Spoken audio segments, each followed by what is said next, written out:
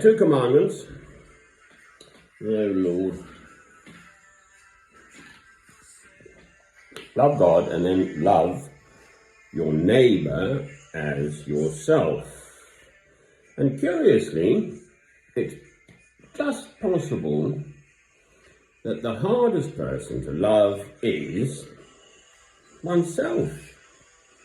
It's all very well going out there in the big bad world and doing good stuff, helping others and so on. Jolly good show, well done. But if you don't love yourself, then where are we? I.e., you are better equipped to love your neighbour if you have loved yourself, curiously. So the two go hand in hand. The full quote is this. It's such a simple little old song, this.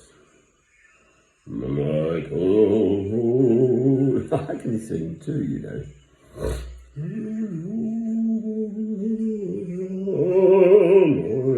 I'll wait till Ava's up. It's a bit sort of early-pearly in the morning. Right, so I can't speak over it. Oh well.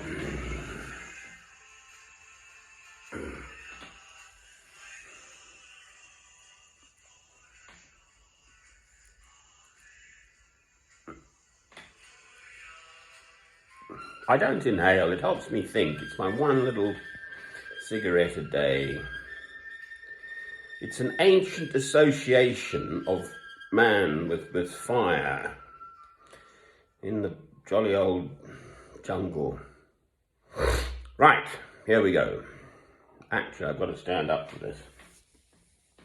I'm going to do it properly.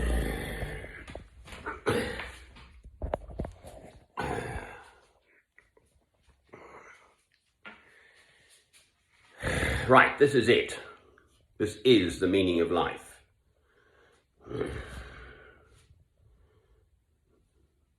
Thou shalt love the Lord thy God with all thy heart, with all thy soul, and with all thy mind, and with all thy strength. This is the first and great commandment, and the second is like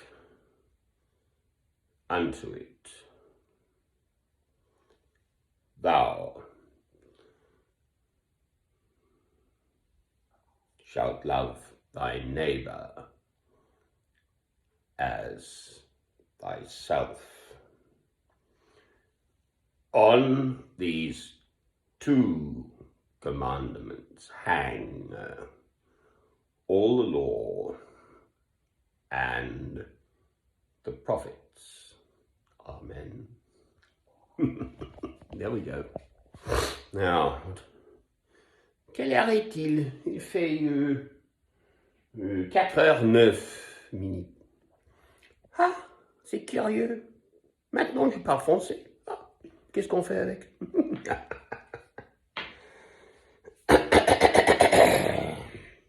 Speak Latin as well, but it gets even worse. So, Italy's gone into lockdown. I just heard it on the news. Mr. the Prime Minister of England, Britain rather, is resisting it because he doesn't want to be known for being the Prime Minister who closed England for Christmas. Oh, sorry, is that right? Yes.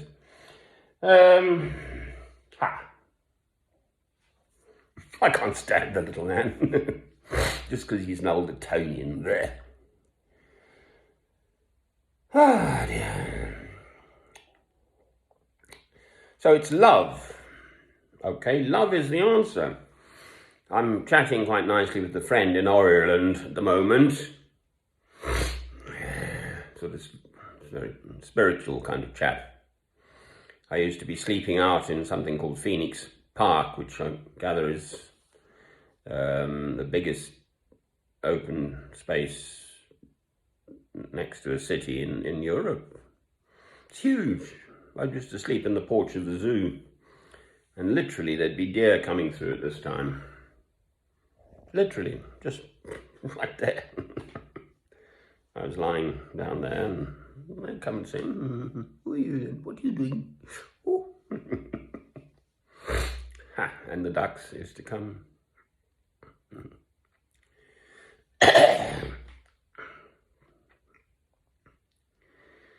I won't say his name because I don't know if I can pronounce it properly. But it's a very Irish name. Look, I insult the English, quite frankly, because I think the English are an awful race in general. But, you know, you get good and bad, I suppose, quite frankly. I'm British, but I'm basically sort of English, really. Yes. Okay, my dear chap, why don't you just come over and we'll have a little jolly old chat, and then he stabs you in the back, that nice little old Englishman. Ha!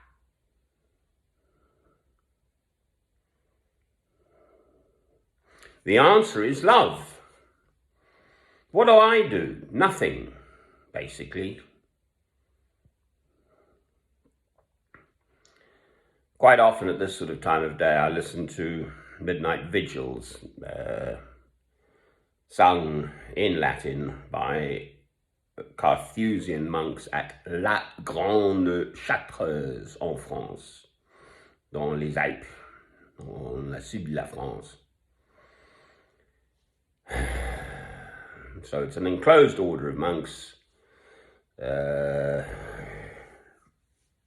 Just forgetting his name at the moment, but 1084 is the date that comes to mind. Who started it? The monks. He went off in the year 1084. Although I can't think of his name at the moment, but never mind. They said it'll come to me now. So their life is basically ora et labora. Ora et labora. So pray and work. And the work is sort of, well, it's jolly cold there. You're jolly laying snow in -10, -15, -20 even in the Alps there in the mountains. Chop logs. You know, you've got a little garden, dig it, and but this vigils goes on, I think it's 53 minutes every night. So you've got to be up by midnight and in Latin pray. And the readings are in French because it's in France. I speak French because I used to live there. So what do any of us do? I mean, I actually admire and respect these monks very much. Les moines à la Grande Chartreuse. But they don't go out. Now, I've avoided becoming a Benedictine monk through the Roman Catholics. They do go out, generally by a Benedictine monastery in a traditional way. There would be a school and a hospital. So a school to teach and obviously a hospital to heal. So on my site, Christian Broadcasting Place, oh, the publicity. No one watches it anyway, it doesn't matter. It says, my work is to love God, to teach, and to heal. And for me, the healing is not just purely a medical healing of the human body. It is healing the spirits of human beings, and that's much more difficult and complicated. I've never forgotten this.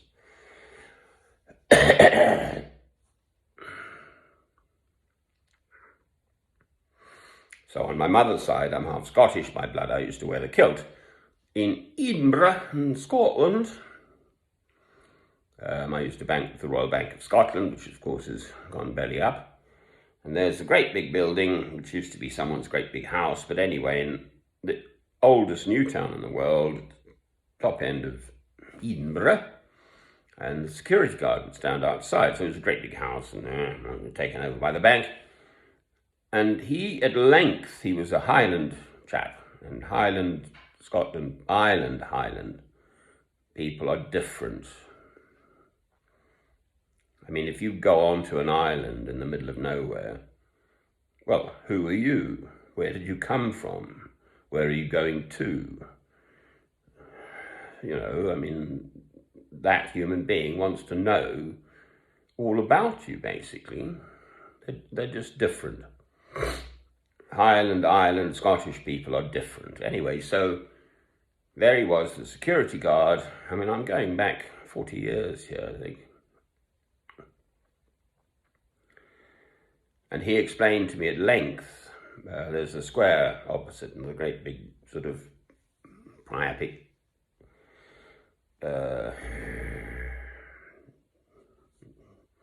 pyramid, like a thingy up and down. Bit of rock in the square, that originally the actual house was built I think in the Highlands in Scotland it's called the 45. So in 1745 there'd been a Jacobite rebellion against the English. And the English finally turned up. There's a chap called General Wade. He drove big roads up anyway. 4 feet is good, 2 feet is bad. So they used to take off the roofs of houses and chase the families out. So that's the mother and children walking off barefoot probably.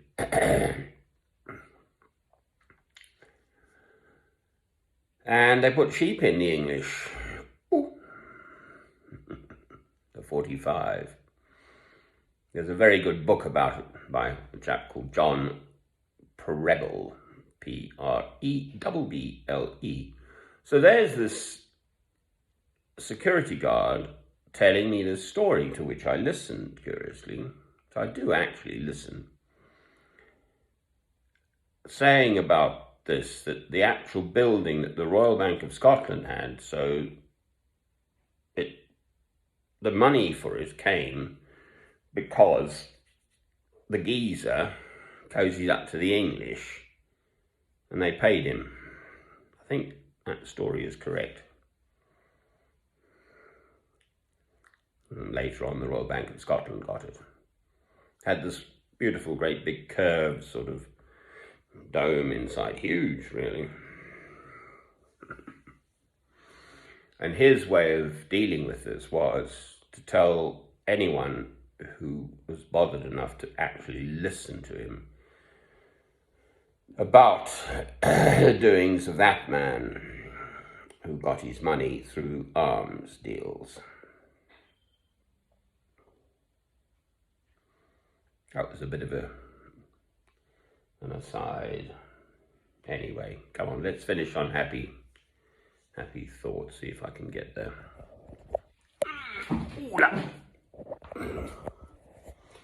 Merry Christmas and a Happy New Year. Loving oneself, actually, is the trickiest jolly old bit. Here we go.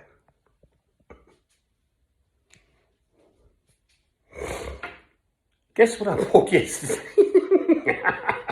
Come on. Wake up. Oh. It's ended. Here we go. Right, now, as we were, I was training as a medical doctor. So, what one has to have is to go to this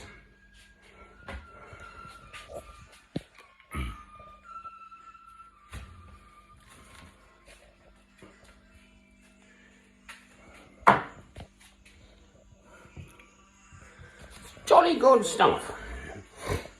Some antiseptic properties. I stocked up, I think I've got 5 bars there.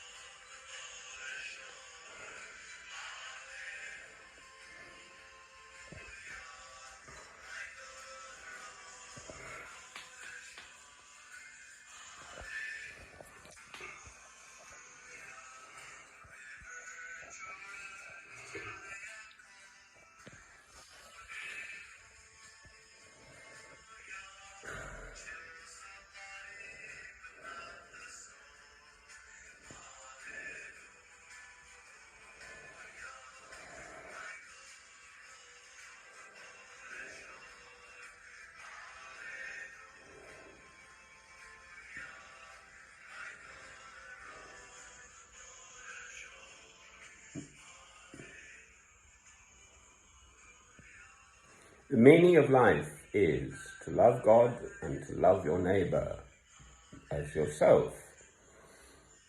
And then in whatsoever way that manifests itself, loving your neighbor, I mean. It's part of human nature. You see someone struggling, you want to help them. I mean, I do not believe in reincarnation, but if I were to come back, I'd like to come back as a donkey. And I'm sure there'd be some lovely little old English lady who'd look after me. Amen.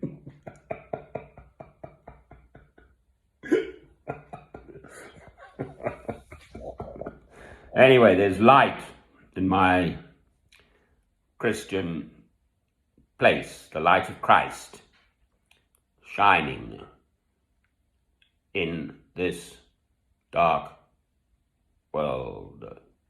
Amen.